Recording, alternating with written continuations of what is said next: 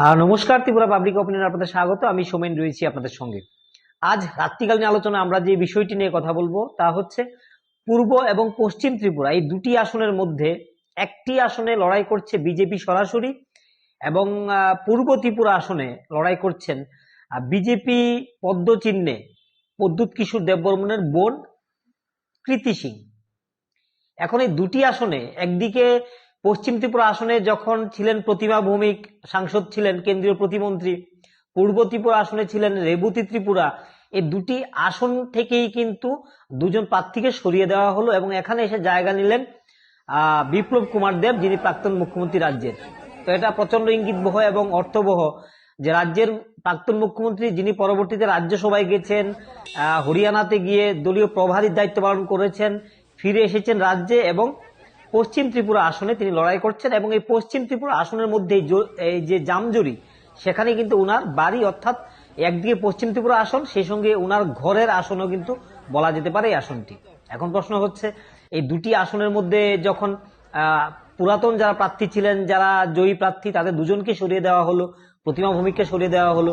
এখন রামনগর কেন্দ্রে বলা হচ্ছে যে মেয়র দীপক মজুমদার তিনি লড়াই করতে পারেন। তাহলে প্রতিমা ভৌমিককে কোথায় সেটেল করা হবে, এটা নিয়ে কিন্তু প্রশ্ন হচ্ছে এবং এটা নিয়ে অনেক আলোচনা হচ্ছে। এবং যারা রেবতী ত্রিপুরার যারা অনুগামী রয়েছেন, প্রতিমা ভৌমিকের যারা অনুরাগীরা রয়েছেন, তারা কিন্তু দুশ্চিন্তায় রয়েছেন। যদিও বলা হয় যে রাজ্যের বিভিন্ন, সারা দেশের মধ্যে বিভিন্ন রাজ্যে কিন্তু ক্ষমতায় রয়েছে বিজেপি দল এবং আগামী নির্বাচনেও বিজেপির পাল্লা কিন্তু ভারী। সেই জায়গায় এই দুই সরানো প্রার্থী যাদেরকে সরিয়ে দেওয়া হয়েছে, এই দুই প্রার্থীর মধ্যে কেউ কিন্তু খুব বেশি চিন্তিত নন। কারণ একটা কথা তারা বিশ্বাস করতে পারেন যে বিজেপির কাছে পদের কোনো অভাব নেই। যে কোনো জায়গাতে তাদেরকে ভালো জায়গাতে প্লেস করা হতে পারে, তুলে আনা হতে পারে। বিপ্লব কুমার দেব কিন্তু এর বলিষ্ঠ প্রমাণ। এখন এই মুহূর্তে বিকল্প কোথাও যাওয়ার কিন্তু জায়গা নেই এবং প্রতিমা ভৌমিক এবং রেবতী ত্রিপুরা তারা দীর্ঘদিন ধরে বিজেপিটা করছেন, তারা কিন্তু এটা ভালোই বুঝেন এবং তারা কোনো প্রকার রাগঢাক রাখতে চাইছেন না। কিন্তু রেবতী ত্রিপুরাকে নিয়ে দল আগামী দিনে কি ভাববে সেটা দেখা যাবে। কিন্তু মনে হচ্ছে যে বিপ্লব কুমারের জায়গা, যে রাজ্যসভার যে সাংসদ সদস্য, সেখানে কিন্তু প্রতিমা ভৌমিক মহোদয়ার যাওয়ার কিন্তু একটা সুযোগ কিন্তু এখানে রয়েছে। তাছাড়াও কিন্তু বিজেপির কাছে দলীয় পদ এবং ক্ষমতা বিভিন্ন জায়গাতে তাদেরকে বসানোর জায়গার অভাব নেই এবং যে কোনো জায়গাতে কিন্তু তুলে আনা হতে পারে।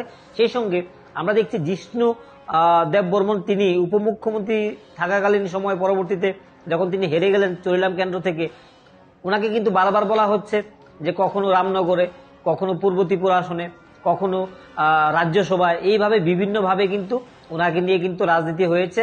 এবং উপনির্বাচন যখন সংগঠিত হলো প্রতিমা ভৌমিকের জায়গায় ধর্মপুর কেন্দ্র, সেখানে কিন্তু মনে করা হচ্ছিল বিন্দু দেবনাথ নয়, জিষ্ণু দেববর্মন কিন্তু এখান থেকে লড়তে পারেন। কিন্তু দেখা গেছে এখানে উনা কিন্তু কোনো জায়গা থেকে কিন্তু উনাকে তুলে আনা হয়নি।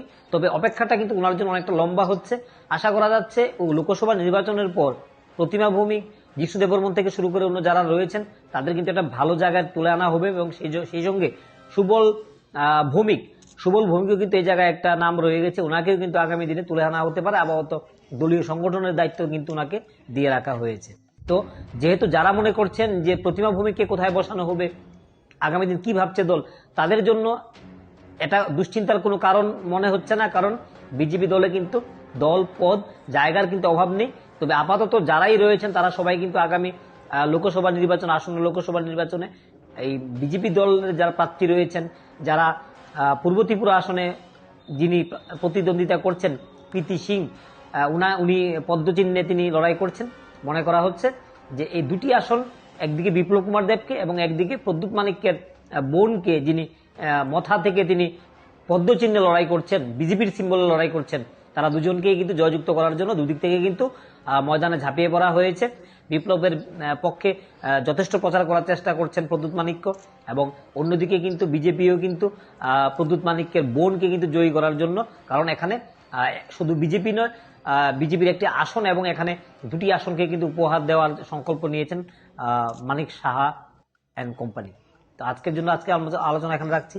সবাই ভালো থাকুন, সুস্থ থাকুন, আমাদের সঙ্গে থাকুন।